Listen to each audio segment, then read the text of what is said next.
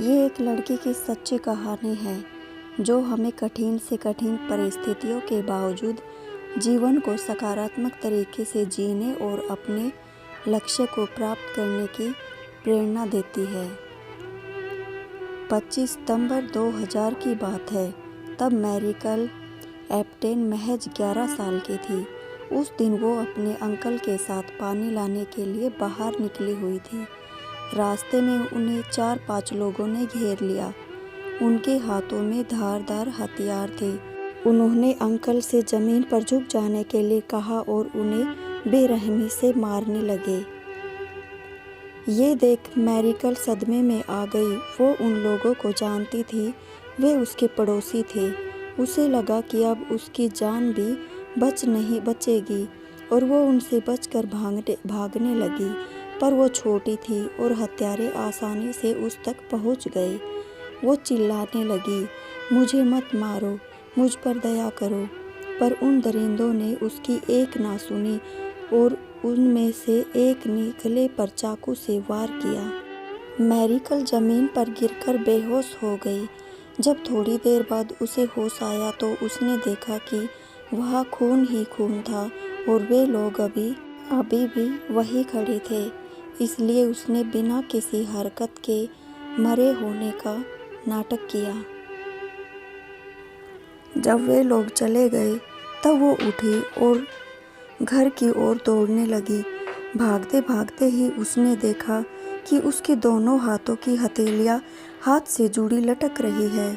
यह देख मैरिकल और भी घबरा गई और रोते रोते भागती रही। जब वो अपने घर के करीब पहुंच गई तब अपनी माँ को आवाज़ दी। माँ बाहर आई और अपनी बेटी की ये हालत देखकर भयभीत हो गई। उन्होंने बेटी को तुरंत एक कंबल में लपेटा और हॉस्पिटल ले गई। हॉस्पिटल दूर था। पहुँचते पहुँचते काफ़ी वक्त बीत गया। डॉक्टर्स को कोई उम्मीद नहीं थी कि वे मैरिकल को बचा पाएंगे, पर 5 घंटे के ऑपरेशन के बाद भी वो जिंदा थी। पर डॉक्टर्स उसका हाथ नहीं बचा सके। परेशानियां यही नहीं ख़त्म हुई। जब वे वापस गए तो उनका घर लूट कर जलाया जा चुका था। गरीब होने के कारण उनके पास हॉस्पिटल का बिल भरने के पैसे भी नहीं थे। पर दूर के एक रिश्तेदार आर्च बिशप अंटोनियो लेडेसमा की मदद से वे बिल भर पाए और अपराधियों को सज़ा भी दिलवा पाए। इतना कुछ होने के बाद भी मैरिकल ने कभी भगवान को नहीं कोसा कि उसके साथ ऐसा क्यों हुआ, बल्कि उसका कहना है कि ईश्वर में विश्वास रखते हुए मैं और भी दृढ़ निश्चय हो गई कि मुझे एक सामान्य जीवन जीना है। मुझे लगता है कि मैं दुनिया में किसी ज़रूरी मिशन के लिए हूँ, इसलिए मैं इस हमले से बच पाई हूँ। मैरिकल ने हाई स्कूल की पढ़ाई पूरी की और 2008 में होटल मैनेजमेंट का कोर्स भी पूरा किया और बचपन से खाना बनाने के शौक के कारण 2011 में शेफ बनने की शिक्षा पूरी की। इतनी बड़ी डिसेबिलिटी के बावजूद जीवन में आगे जाने के जज्बे की आसपास के लोग नज़रअंदाज नहीं कर सकते थे और जल्द ही मैरिकल को मीडिया हाईलाइट करने लगा। ऐसे ही एक कार्यक्रम को देखकर होटल एड सांग्री ला मनीला फिलीपींस ने उसे अपने यहाँ किसी प्रोजेक्ट पर काम करने का मौका दिया।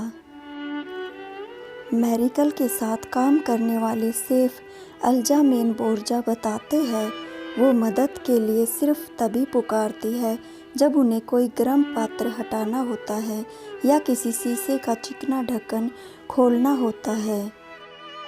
मैरिकल आज भी उसी होटल में बतौर शेफ काम करती है और अपने जज्बे के दम पर लाखों करोड़ों लोगों को प्रेरित करती रहती है। फ्रेंड्स, अक्सर हम अपनी लाइफ में आने वाली छोटी मोटी परेशानियों से घबरा जाते हैं और अपना विश्वास कमज़ोर कर बैठते हैं। पर आज की ये कहानी बताती है कि सिचुएशन कितनी भी खराब क्यों न हो, हम उसे बदल सकते हैं। मैरिकल की कही एक बात हमें याद रखनी चाहिए, यदि आप सपने देखें, कड़ी मेहनत करें और ईश्वर में आस्था रखे तो कुछ भी संभव है। दोस्तों, अगर आपको कहानी अच्छी लगी हो तो चैनल को लाइक, शेयर एंड सब्सक्राइब ज़रूर करें और बेल आइकन को प्रेस कर लें